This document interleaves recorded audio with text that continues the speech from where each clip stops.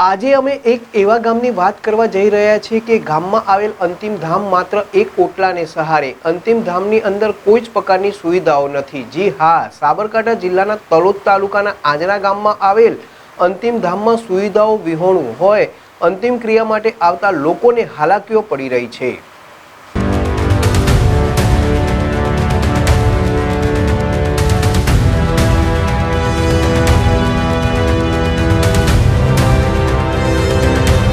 વિકાસની વાતો વચ્ચે સાબરકાંઠા જિલ્લાના તલોદ તાલુકાના આંજણા ગામે આવેલ અંતિમ ધામ સુવિધાઓ વિહોણું જોવા મળ્યું છે અને અંતિમ ક્રિયા માટે આવતા લોકોને મોટી મુશ્કેલીઓનો સામનો કરવો પડે છે. તો 20 વર્ષ પહેલા ઓટલો અને તેના ઉપર પતરાનો શેડ બનાવવામાં આવ્યો હતો, પણ તે પણ હાલ તો પતરા ગરમીથી ખવાઈ ગયા છે. ચોમાસા દરમિયાન કોઈનું ગામમાં મૃત્યુ થાય તો અંતિમ ક્રિયા માટે મોટી મુશ્કેલી ઊભી થાય છે અને વરસતા વરસાદમાં અગ્નિદાન કરવું મુશ્કેલ પડે છે. તો હાલ કમોસમી વરસાદમાં ગામમાં રહેતી મહિલાનું મોત થતા પરિવાર તથા ઝરમર વરસાદને લઈને અંતિમ ક્રિયામાં મુશ્કેલીઓ પડી રહી છે. તલોદનું આંજણા ગ્રામનું અંતિમ ધામ સુવિધા વિહોણું. ચાલુ વરસાદમાં છત વગર અંતિમ ક્રિયામાં મુશ્કેલીઓ. 20 વર્ષ પહેલા નાખેલ પતરા ખવાઈ ગયા છે. થોડા દિવસો પહેલા તો એક ચિતાને અગ્નિદાહ કર્યા બાદ વરસાદ ધોધમાર ચાલુ થતા ચિતા ઉપર વરસાદ પડતા પાણી ના પડે તે માટે પતરું લઈને 4 જણાએ ઉભા રહેવું પડ્યું હતું. ત્યારે વિકાસની વાતો વચ્ચે તલોદ તાલુકાના આંજણા ગામે આવેલ અંતિમ ધામમાં પાણી, બેઠક વ્યવસ્થા, લાકડા માટે રૂમ, કમ્પાઉન્ડ હોલ સહિતની કોઈ જ સુવિધાઓ ન હોય ગ્રામજનોનો હાલ તો તંત્ર સામે રોષ જોવા મળ્યો છે. પાણી, બેઠક વ્યવસ્થા, લાકડા માટે રૂમ, કમ્પાઉન્ડ હોલ સહિતની સુવિધાઓથી વંચિત. ચાલુ વરસાદમાં સળગતી ચિતા ઉપર પતરું રાખવું પડે છે. ગ્રાન્ટ મંજૂર પણ કિંમત ના હોય ગ્રામજનો પરેશાન. આંજણા ગામ, તાલુકો તલોદ.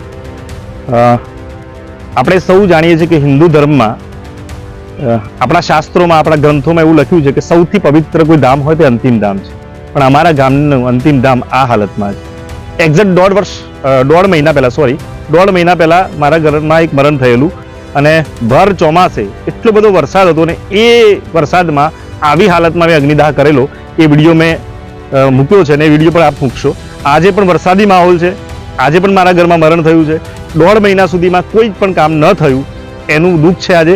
અને 1.5 મહિના પછી આજે પણ એ જ માહોલમાં મેં અગ્નિદાહ કરી રહ્યા છીએ. તો હું એવું ઈચ્છું છું, જ્યારે પંચાયતની વાત કરી છે, પંચાયત એમ કે સ્વભંડોળમાંથી અમે ખર્ચ ના કરી શકીએ.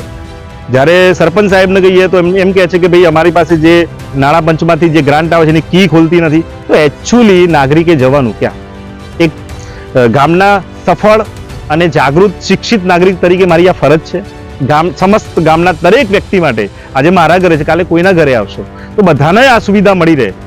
આ સ્મશાન યાત્રા જે છે કે જે સ્મશાનની જે જગ્યા છે ખૂબ સુંદર હોવી જોઈએ. ત્યાં બેઠક વ્યવસ્થા હોવી જોઈએ, પાણીની વ્યવસ્થા હોવી જોઈએ, ત્યાં આરસીસી સ્મશાન આવવું જોઈએ. અહીંયા સ્વર્ગ જેવું લાગવું જોઈએ વાતાવરણ, પણ જે દેખાતું નથી. આપણે હિન્દુ ધર્મની વાતો કરીએ છીએ પણ એને અનુસરતા નથી. તો હું એમ કહી રહ્યો છું કે આવનારા દિવસમાં આ સ્મશાન ખૂબ સુંદર બનવું જોઈએ. અહીંયા બેઠક વ્યવસ્થા હોવી જોઈએ, અહીંયા આરસીસી બને, જેથી કરીને આવનારા દિવસમાં ગામમાં કોઈ આવી ઘટના બને તો એને આ તકલીફનો સામનો ન કરવો પડે. એટલે હું આશા રાખું છું કે આવનારા દિવસમાં સરસ મજાનું કામ થાય અને આ અંતિમ ધામ એક પવિત્ર ધામ બની રહે એવી આશા રાખું છું. જાણવા મળ્યું કે અંતિમ ધામ માટે ગ્રાન્ટ પણ મંજૂર થઈ છે અને તેની કિંમત ખુલતી નથી એવું કહેવામાં આવી રહ્યું છે. ત્યારે હાલ તો કિંમત ન ખુલતા અંતિમ ધામમાં આવતા ગ્રામજનો પરેશાન થઈ રહ્યા છે. ત્યારે સત્વરે અંતિમ ધામનું કામ હાથ ધરવામાં આવે તેવી ગ્રામજનોની માંગ પણ ઉઠવા પામી છે. હવે જોવું એ રહ્યું કે આવતા ચોમાસા પહેલા અંતિમ ધામ ખરેખર અંતિમ ધામ બની જશે કે પછી હોતા હે ચલતા હે જેવી સ્થિતિ જોવા મળશે. ઉમંગ રાવલ, સાબરકાંઠા. અમારા ગામમાં 3 મહિનાથી નવા સરપંચ તરીકે જનરલ સીટમાં અમે ચૂંટાઈને આવેલા છે. અમારું ગામ એક સમાનતાવાળું ગામ છે. તેથી જ હું દલિત સમાજનો છું. તે છતાં મને જનરલ સીટ પર ગામના લોકોનો ખૂબ ખૂબ આભાર. મારા મમ્મીની ચૂંટણી આવેલા છે. અમારા આ ડેપ્યુટી સરપંચ છે તથા અમારી નવીન આજના જે વિષય છે એમાં જે સ્મશાનની જે આ પરિસ્થિતિ છે એ જે પહેલાં મહેન્દ્રભાઈના કુટુંબીજને 1 મહિના પહેલાં એક્સપાયર થયેલા હતા, એના પછી જે આ જે દેખાય ને બધા બાવા બધા ઉગેલા હતા, બરોબર છે. એ મેં જે સીબીથી બધું રસ્તો હતું, બરોબર, અમે અહીંયા કરાવ્યું, બરોબર છે.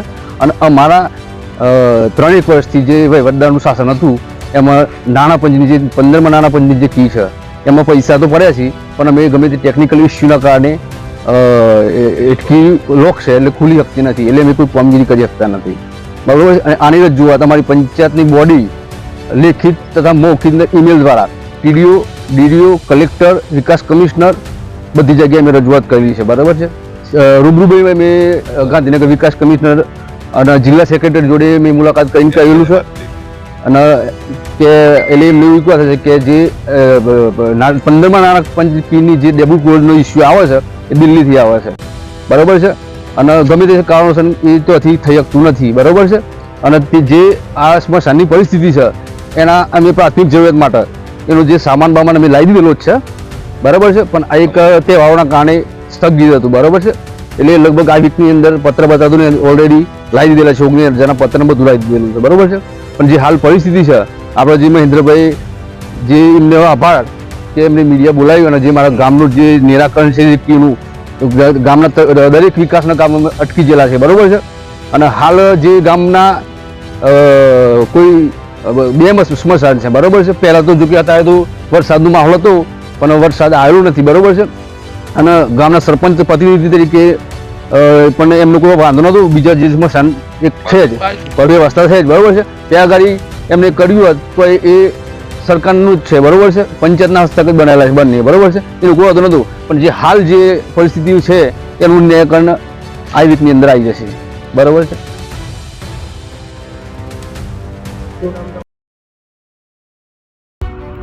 એપી જ્વેલર્સ સાબરકાંઠા અરવલ્લી જિલ્લાનો વિશાળ એકમાત્ર શોરૂમ પ્રાંતિજ ખાતે આવેલ છે.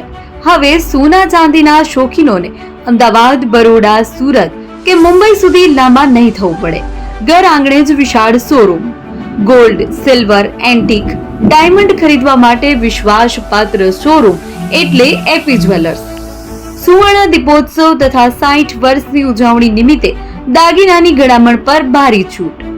જૂના અને જાણીતા છેલ્લા 60 વર્ષથી પેઢી કાર્યરત હવે નવા રંગમાં અદ્યતન શોરૂમ એટલે એપી જ્વેલર્સ. સોના ચાંદીની વધારે અવનવી વેરાયટીઓ, ડિઝાઇન હાજર સ્ટોકમાં એકમાત્ર એપી જ્વેલર્સમાં જ જોવા મળશે.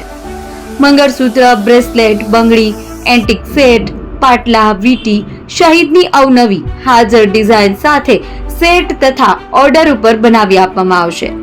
તો આજે જ એપી જ્વેલર્સ શોરૂમની મુલાકાત લો અને મનગમતા દાગીના ખરીદો. વડીલો તથા વિકલાંગો માટે લિફ્ટની સુવિધા તો ખરી જ. લગ્નના ઓર્ડર માટે સ્પેશિયલ રૂમની સુવિધા. સ્થળ સોનીવાડા નાકા, નવા બજાર, પ્રાંતિજ, જિલ્લા સાબરકાંઠા. Mobile number 9903 04400. હિરેનભાઈ સોની.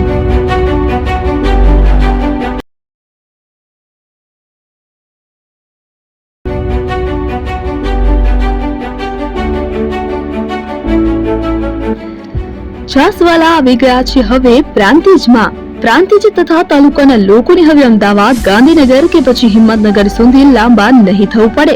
ઘર આંગણે જ છાસવાલા આવી ગયા. લચ્છી, છાસ, દહીં, પનીર, મઠો, ઘી ફેમસ, જેથી જ છાસવાલા નામથી જાણીતા છે. 42 કરતા વધારે સિટી, 250 થી વધારે શાખાઓ અને 187 થી પણ વધારે products. Ice cream, candy, kulfi, corn, Chocobar, sandwich ice cream સહિત અવનવી આઈસ્ક્રીમનો ખજાનો. અને હા, સ્થળ ઉપર મુલાકાત લો તો જરૂરથી અમારો કોલ્ડ કોકો ટેસ્ટ કરો. દુકાન number 19, Ishwar Krupa shopping centre, approach road, Prantij, જિલ્લો સાબરકાંઠા. Contact number 8329611618. ચંદન પટેલ.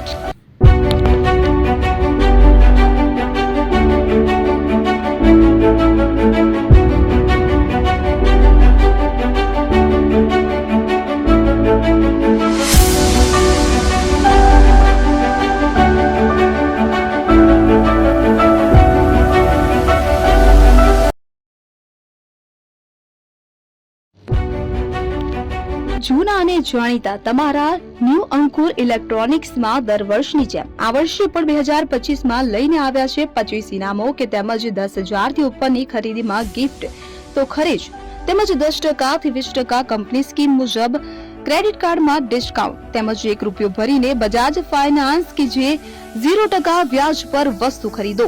એસી, fridge, LED TV, washing machine, oven, cooler, ઘરઘંટી, મોબાઈલ સહિતની ઇલેક્ટ્રોનિક્સ વસ્તુઓ ખરીદવાનું વિશ્વાસપાત્ર શોરૂમ એટલે ન્યૂ અંકુર ઇલેક્ટ્રોનિક્સ. ઇલેક્ટ્રોનિક્સ દરેક ચીજ વસ્તુ હાજર સ્ટોકમાં સરળ હપ્તે 0% વ્યાજ. આજે જ અમારા શોરૂમની મુલાકાત લો. સ્થળ 10 ચિસ્તિયા કોમ્પ્લેક્સ, આષ્ટી ડેપોની સામે, એપ્રોચ રોડ, પ્રાંતિજ, જિલ્લો સાબરકાંઠા. Mobile number 7016230895.